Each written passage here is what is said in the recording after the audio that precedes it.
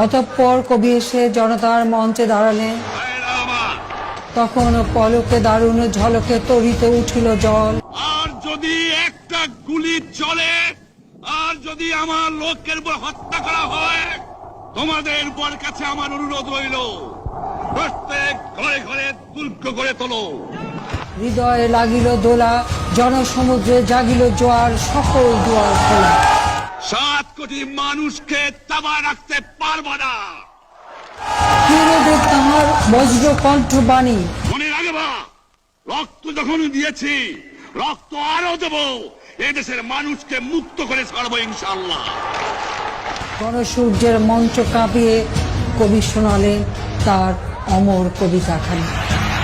এবারে সংগ্রাম আমাদের মুক্তির সংগ্রাম, এবারে সংগ্রাম স্বাধীনতার সংগ্রাম। জয় বাংলা।